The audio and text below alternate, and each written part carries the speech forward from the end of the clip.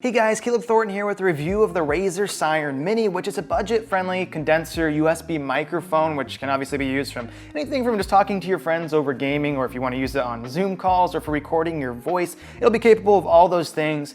Comes in at just $50 on either Amazon or Razer's website. The one I have with me today is their black color scheme. You can pick it up in a pink and white one as well if that just fits your color scheme or your desk setup better. Besides just getting the microphone itself in the box, you also do get an adapter that allows you to attach it to the base, which is also included. And then along with that, you're gonna get a micro USB cable, which goes to a USB-A standard end, which will just run to your PC to easily connect it, and you can start using it right after you plug it in. Talking about the build of the microphone itself, when they say it's ultra compact in their advertising, they're definitely not kidding. It comes in at just 6.4 inches tall, as well as just 3.5 inches across at the base of the microphone itself. So super small, and we'll kind of get into that later once we're actually doing the mic test, but it definitely makes it feel pretty distant from you, as well as the way your voice sounds when you're speaking to it, just because of how low it actually sits on your desk. But obviously that might be a selling point for you too, just having it being compact. It's gonna fit in pretty much anyone's setup, no matter maybe how cramped it is or where you need to set it. You're probably gonna be able to put it there just because of how small the actual form factor of it itself is. Obviously, the microphone can be used in conjunction with the included base along with the adapter. When you screw that adapter out though, you do have a 5/8 of an inch thread opening, which is very standard for boom arms. So if you wanted to use this with a boom arm, if you already have one, you're most likely gonna be able to attach that on. Just obviously check with your boom arm, make sure it's the right size.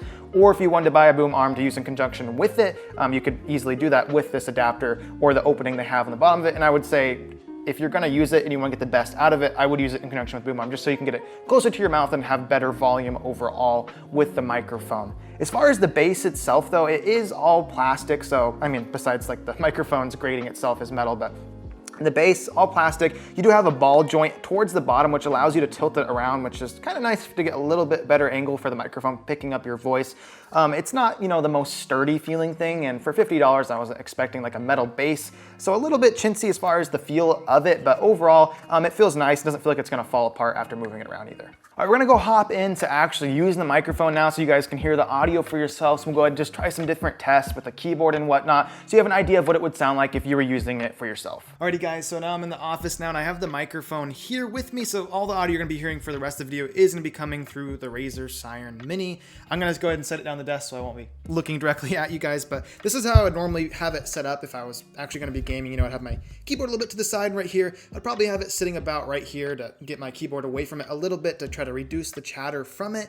And the microphone types they're using is a super cardioid mic, and they kind of have a visual on their website, which I'll put an image of that to give you an idea of what that is. It basically is just, it's taking more sound from the front of it and trying to reduce anything from like the sides or the back of it, reducing those ambient noises overall, trying to isolate your voice more so. And I can kind of just demonstrate that by twisting the microphone around while I'm talking.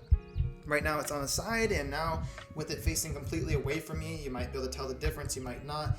As I twist it back, you'll see that the voice will probably get a little bit louder as it gets towards the front of it, because that's where the main pickup zone for it is.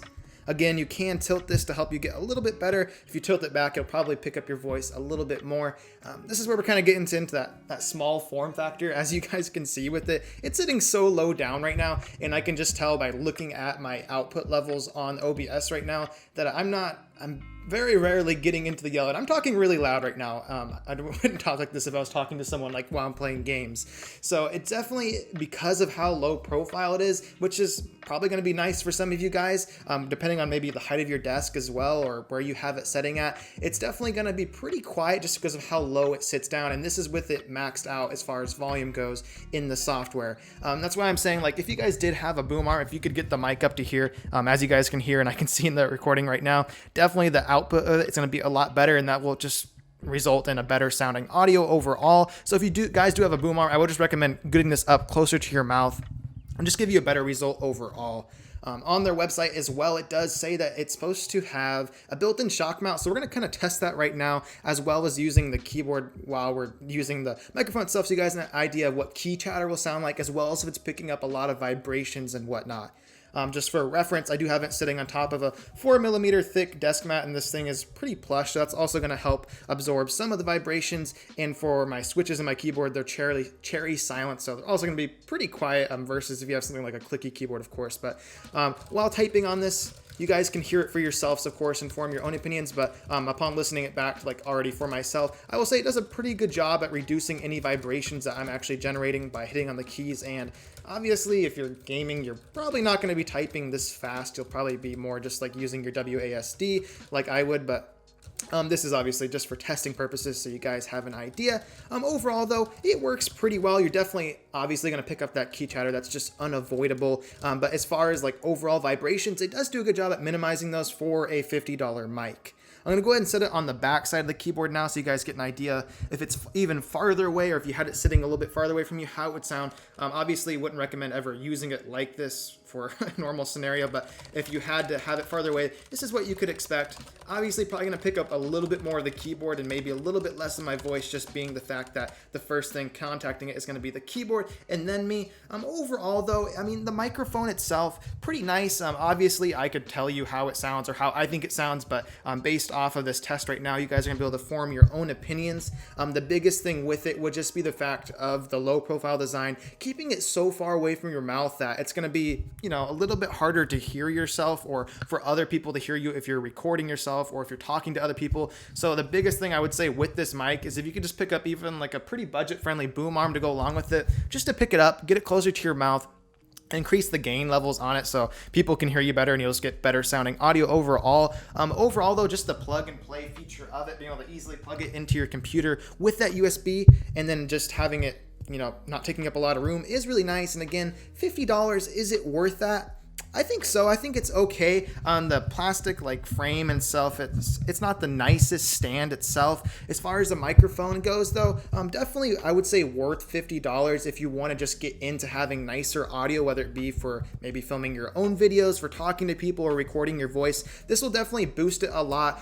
We are looking at, you know, some other microphones nearby in this price point though that would definitely give it a run for money, with the HyperX, like SoloCast being a little bit more expensive though. So it's sitting in kind of an interesting spot here. I'll try to get my hands on some other mics and do some comparisons for you guys as well. But overall, it is going to be a recommendation for me for $50. I do think it delivers with the quality and performance it gives. Alrighty guys, that's going to pretty much wrap it up for the video right now. Obviously, all this audio from that point on has been all into this microphone, so form your opinions based off of this, just me talking into it. Hopefully those tests give you a general idea. I mean, it's really hard to describe the sound of a microphone to someone, but the best way is obviously just for you guys to hear it. If you guys have any ideas for future microphone reviews, for things I could do that would maybe help you with your opinion on purchasing it, as far as testing goes and like real life scenarios, how you'd actually be using it, definitely let me know in the comments down below, because obviously I want these reviews for you guys to be helpful, and the best way for me to do that is just knowing what you guys want and hearing your input. But hopefully you guys did find this video helpful enough where you could, you know, kind of form your opinion on the way it sounds and what it delivers, and I'll see you guys in the next one.